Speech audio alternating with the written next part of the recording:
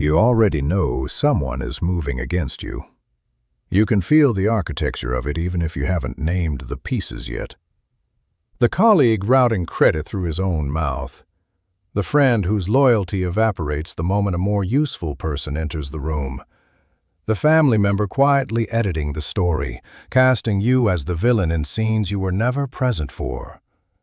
And your instinct, the one society spent years praising you for developing, is to respond. Explain yourself, confront them, match their energy, set the record straight. That instinct is a cage they built around you before you were old enough to see it. You were brainwashed to believe that good people fight fair, that transparency is virtue, that if you simply show enough people the truth, justice follows automatically. That is not a moral position. That is a liability they have been counting on. Machiavelli, writing from exile after being tortured and stripped of everything he had spent his life building, understood the brutal architecture beneath the moral performance most people confuse with reality. He wrote in The Prince, "The lion cannot protect himself from traps, and the fox cannot defend himself from wolves. One must therefore be a fox to recognize traps, and a lion to frighten wolves." The society that brainwashed you into moral purity made you neither. It made you slow, transparent, and readable. There are 7 doctrines. The 7th rewrites every rule before it. If you are not ready for this, close the video. Return to the crowd. But if you want to know what the strategist knows, what Cosimo de Medici knew from exile, what Richelieu knew on the night his enemies thought they had buried him, stay exactly where you are. Phase 1. Refuse the battlefield they chose. The first and most lethal mistake you will make against a dirty player is stepping onto the ground they prepared. In 217 BC, Hannibal of Carthage had crossed the Alps with war elephants, shattered Roman armies at Trebia and Lake Trasimene, and arrived in Italy with one requirement: an open field engagement where his cavalry could encircle and his veterans could break Roman formations. Rome appointed a dictator named Quintus Fabius Maximus, and Fabius did the one thing no one expected. He refused to fight. He shadowed Hannibal through the mountains, harassed supply lines, denied every engagement.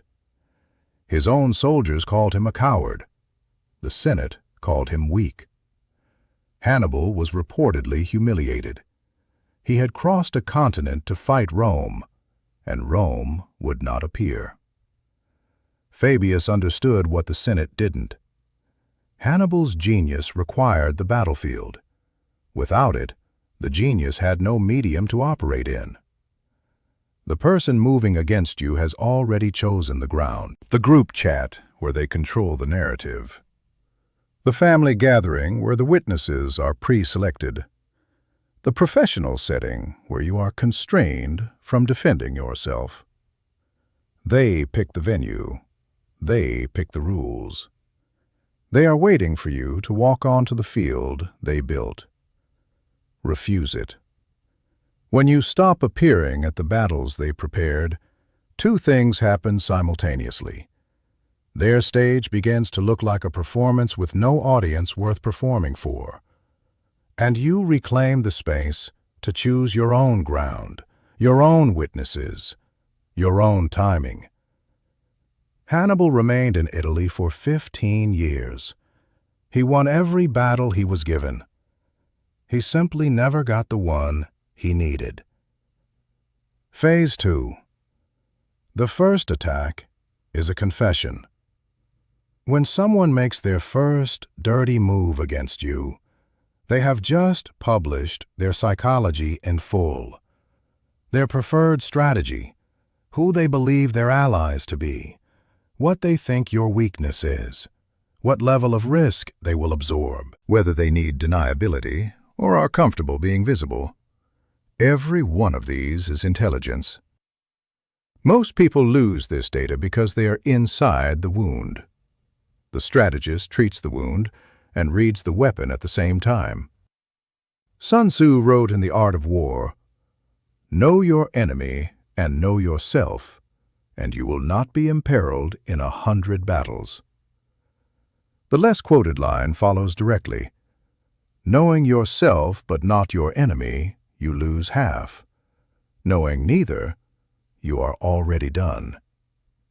The dirty player's opening move is handing you a full intelligence briefing about who they are and how they think. But only if you are not busy bleeding. Catherine de Medici governed the French court for nearly 30 years through 3 reigning sons, religious civil war, and constant assassination plots. She maintained a network of female attendants embedded throughout the noble houses, what history would call her flying squadron. Their mandate was not to defend her. It was to record. By the time her enemies thought they were closing in, she had already mapped their alliances, their financial dependencies, their vanities, their precise threshold for risk. She moved with surgical precision against people who still believed they were the predator.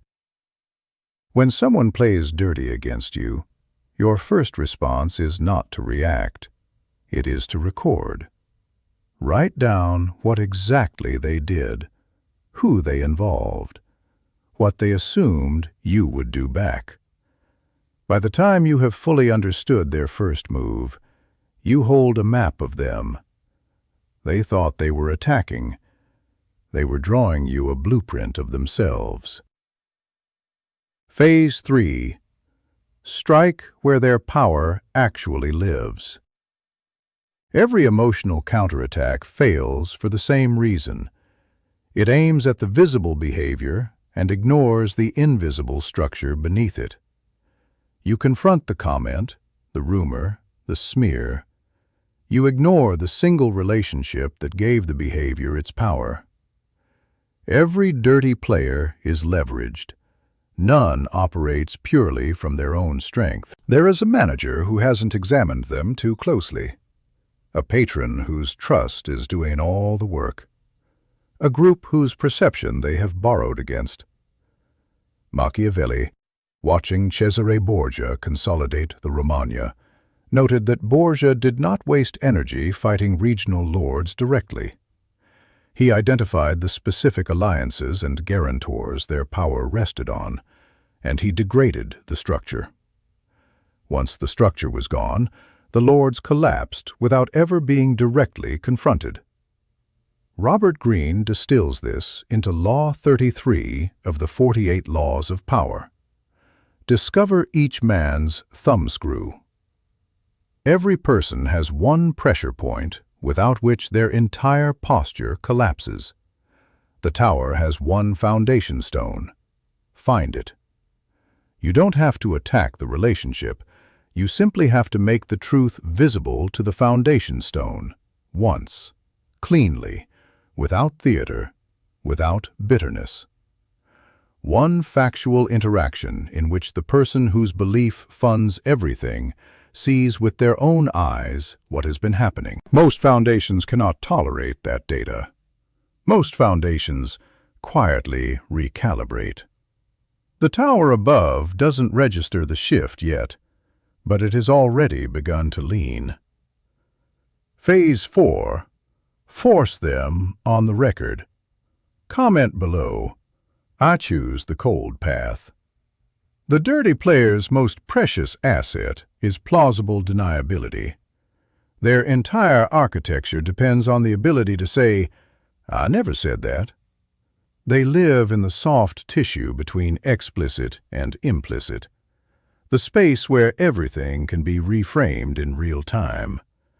You close that space by getting them on record, in writing, in witnessed conversation, committed to a position they cannot retreat from without publicly contradicting themselves. In November 1630, Queen Mother Marie de Medici believed she had finally cornered Cardinal Richelieu. So certain was she that Louis XIII had agreed to dismiss him, that she gathered the court and forced Richelieu's enemies to commit themselves visibly and irrevocably against him. Then Louis surprised everyone by choosing Richelieu the next day. Marie's allies could not walk back positions taken in front of witnesses. Within months, they were exiled, executed, or in flight.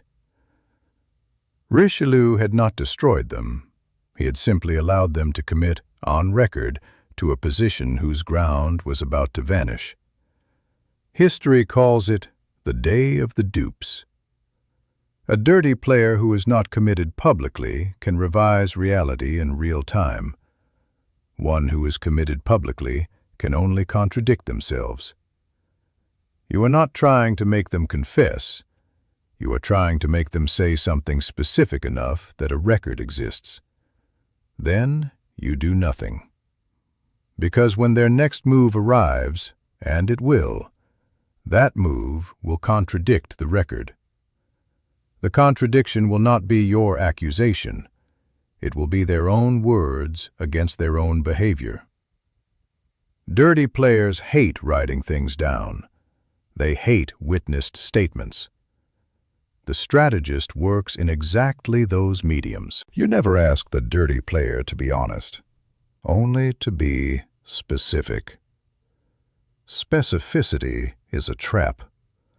The moment you make them precise, you have already won. Phase 5. Make the technique visible. You are still here. Good. The fragile ones left several minutes ago. The fifth doctrine is where the dynamic inverts, where you stop defending against their game and start using their game as the lens through which everyone now sees them. Baltasar Gracian, writing in Spain in 1647, distilled it precisely. When an enemy uses a technique against you, do not retaliate with a different one. Make the technique visible. A dirty technique only functions in darkness. Once named clearly, calmly, in front of the people whose perception matters, it cannot be redeployed in the same form. Schopenhauer catalogued 38 strategies of dishonest argument in The Art of Being Right. The book had an interesting effect. Once readers internalized the list, the strategies stopped working on them. You see the move while it is being performed, and the seeing alone disarms it. The whisper campaign becomes visible the moment you calmly describe its existence. No names, no bitterness, no theater. Just, this is the pattern. This is what is happening. Witnesses now have a frame. The campaign continues only at the cost of confirming it. The character attack dissolves the moment you ask one clarifying question. Which specific behavior? Which specific date? Which specific evidence? Vagueness was their weapon. Specificity is their dissolution. You are not winning a fight. You are turning the lights on. Once the lights are on, the dirty player must choose between abandoning the technique or being seen using it. Either choice ends in their disadvantage. Phase 6. Price every move in invisible currency. There is a mistake people make when they decide not to retaliate. They confuse non-retaliation with free passage. The dirty player watching learns the wrong lesson. That moving against you is not only survivable, but profitable. That every act of aggression is a free roll. This is how the cycle deepens. Not because you fought back, but because you failed to price the behavior. Pricing is not retaliation. Retaliation is loud, emotional, costly to the retaliator. Pricing is quiet, structural, and asymmetrical. Every move they make against you must result in something they did not have before they made it. Friction, scrutiny, distance, lost access, lost information. Not delivered as anger, delivered as gravity. In 1433, the Albizzi faction engineered Cosimo de Medici's exile from Florence. They believed they had ended him. He left quietly, settled in Venice, and made no public countermove. He simply began, with extraordinary precision, to price every Florentine business touching the Albizzi network. Loans were quietly called in. Banking relationships cooled. International capital began routing through Venice instead. Cosimo was not punishing anyone. He was ensuring the city was discovering the ambient cost of operating without him. In less than 12 months, the same signoria that had exiled him recalled him. The Albizzi were driven out. Cosimo re-entered Florence not as a revolutionary, but as a man whose enemies had become economically uninhabitable. He had not won a fight. He had made the alternative to him so expensive that the city corrected itself. They are spending visible energy on you. You are pricing them in invisible currency they don't even track. And eventually, without fully understanding why, they discover their position has degraded. They burned energy on a campaign that cost them ground they didn't know they were losing. Phase 7. Outlive them. This is the master doctrine. Without it, every phase before it is performance. With it, every phase before it becomes inevitable. The dirty player has one structural weakness almost no one exploits, because almost no one has the patience for it. They are operating at high metabolic cost. Every dirty move consumes something: social trust, the patience of the allies they are manipulating, the cognitive load of maintaining a false narrative. Every alliance has a half-life. Every borrowed reputation accumulates debt. They are leveraged in ways you are not, and leverage compounds against the leveraged. In late 16th century Japan, 3 men competed to unify the country.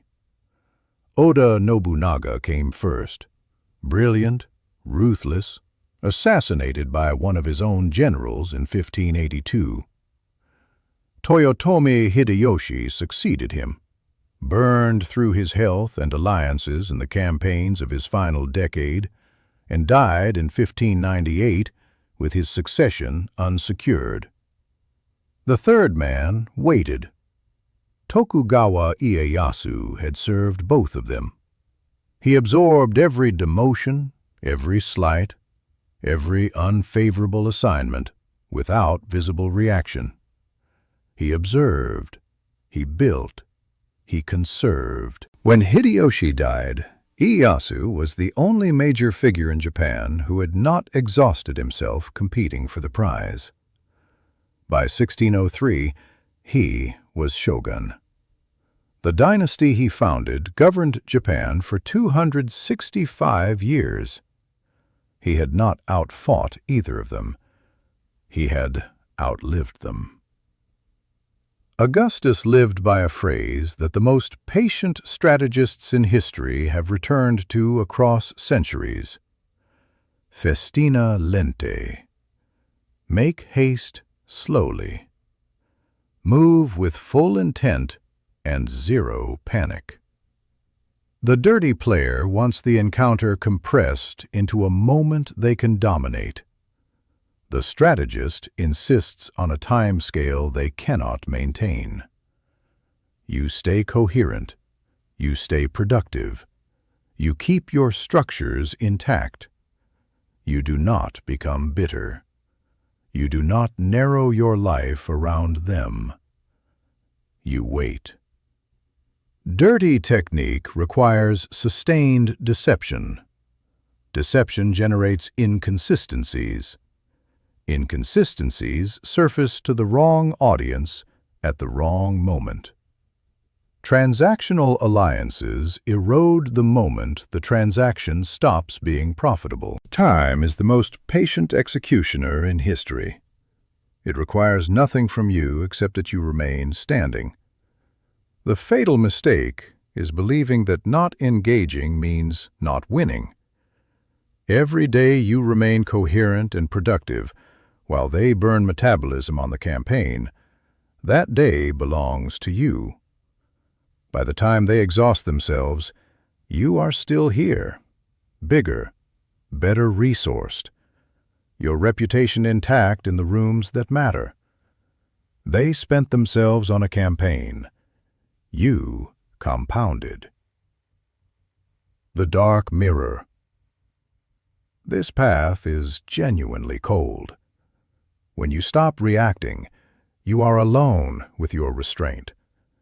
When you refuse their battlefield, you lose the momentary relief of the fight. When you outlive, you do it in silence, without the crowd's applause.